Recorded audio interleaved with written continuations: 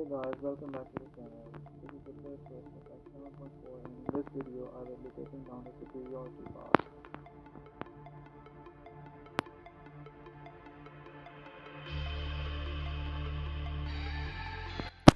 Using attackers with class disadvantage is not generally a good idea, but in this case the superiority node allows us to just mitigate the attack reduction from the class disadvantage by providing us with a 40% attack boost.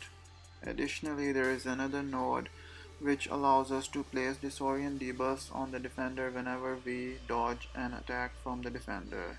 For instance, I dodged a dash attack from SpiderMan, so I was able to place disorient debuff, and whenever I'm striking the defender, then I will be able to pause the disorient debuffs for a tiny amount of time. But yes, if you stay aggressive, then you can just keep the disorients on the defender for a very long time. And whenever you hit the defender, then they also gain these armor buffs, and once they launch their special attacks, then all these armor buffs are converted into fury buffs.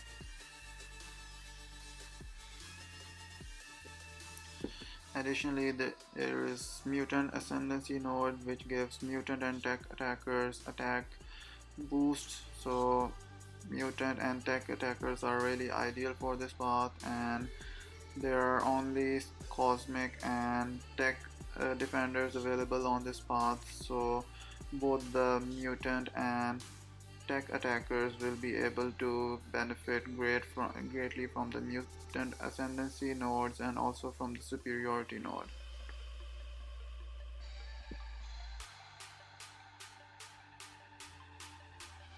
Yeah, the SpiderMan symbiote is a bit annoying because of his evade, but the disorient debuffs are also helping quite a bit in getting rid of the evades that the SpiderMan gets.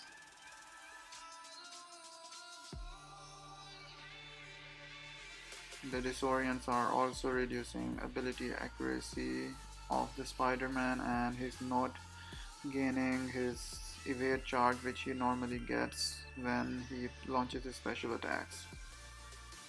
And so the first fight is over.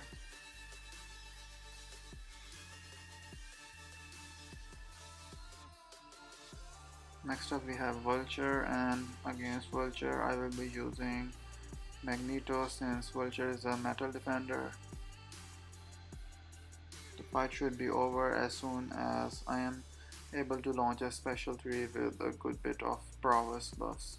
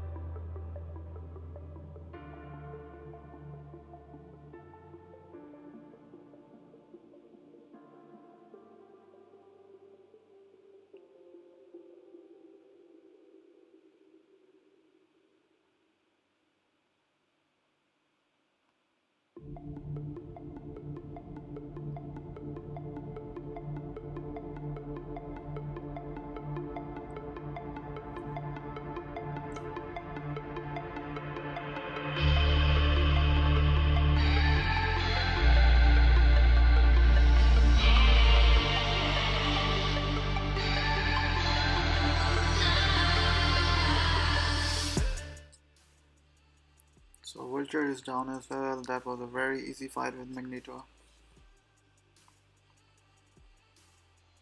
Next up we have Corvus Glaive.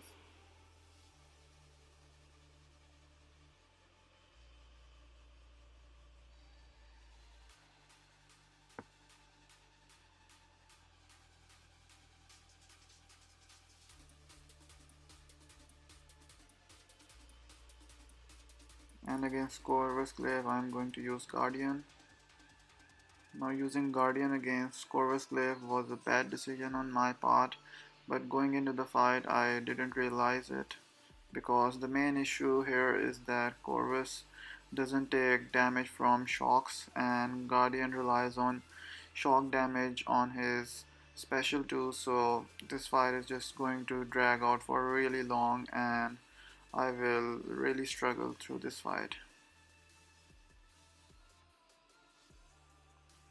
Guardian's main source of damage is special 2, and when he's facing champions that are just shock immune or just don't take damage from shock like Corvus Glaive in this instant, then he does struggle quite a bit.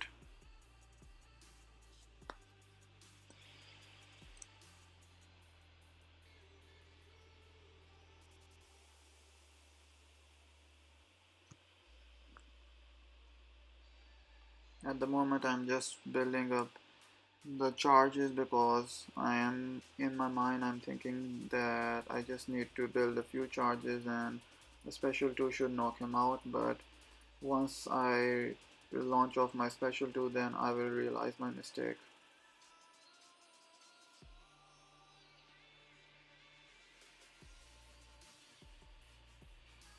Yes, and that special 2 barely did any damage after all that build up. So yeah, this is the time where I have just realized that this is not a good option.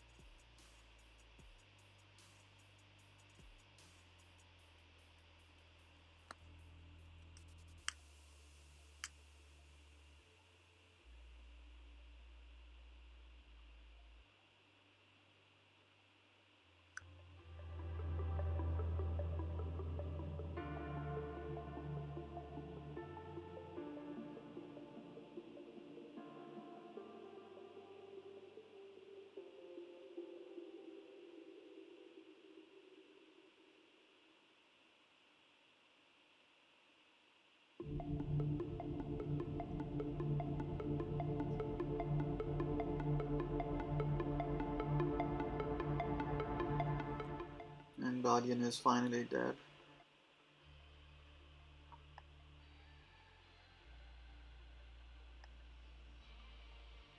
So yeah, that was a completely wrong matchup.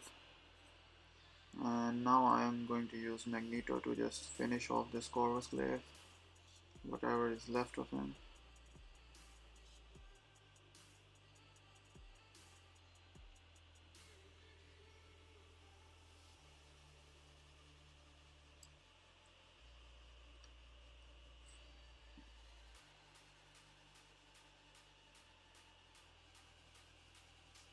Next up we have Green Goblin, and this is the perfect fight for Magneto. Since Green Goblin is a metal defender, so once I'm able to launch a good special 3, the fight should be over.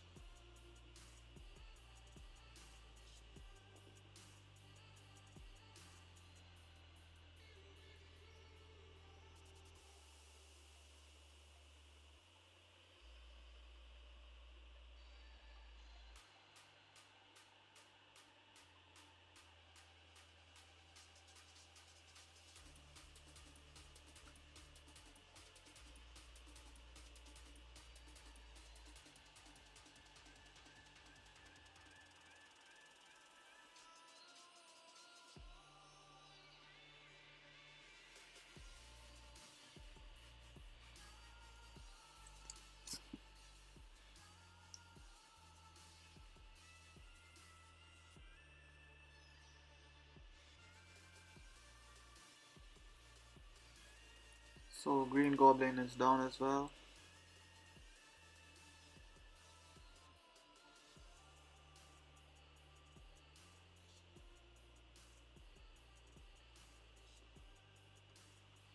Next up we have Venom, and against Venom I will be using Warlock.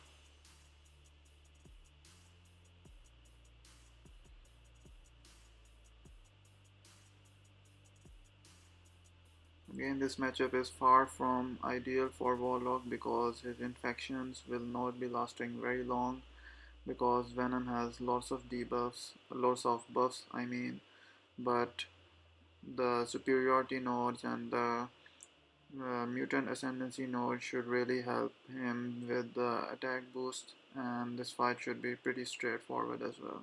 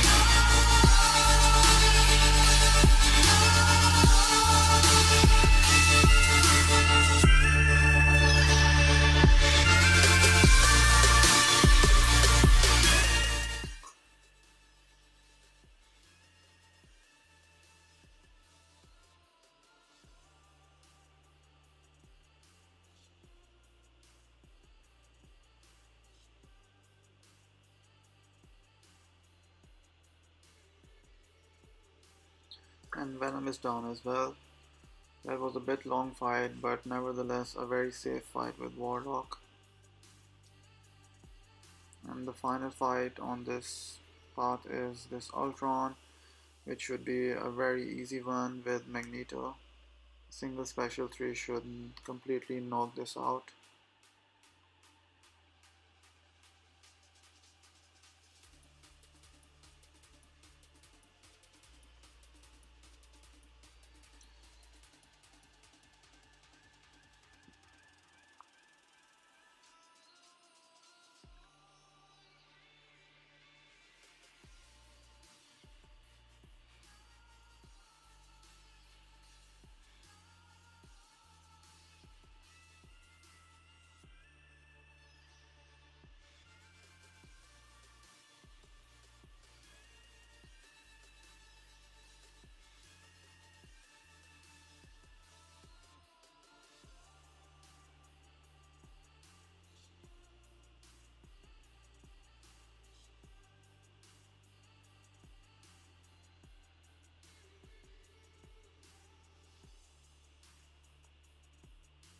That was a very quick takedown with Magneto.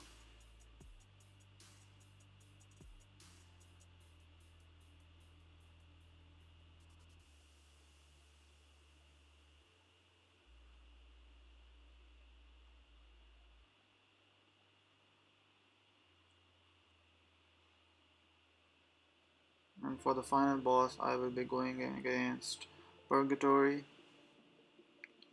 and I'm swiping SpiderMan.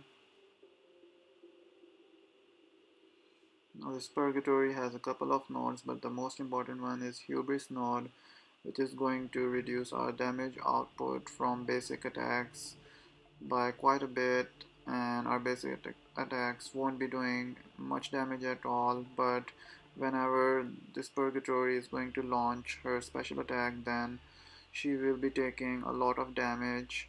She will be just she will be vulnerable. She will be vulnerable to the damage that we do while she is throwing her special attack and after it. So the power strings that we place will do massive damage, and this fight is just going to be very quick and easy with Spider-Ham. She has power cover, which will just grant her a lot of power as the fight proceeds, but as you can see, once she launches her special attack, then she's dealt with a lot of damage from the power strings and with the hubris node.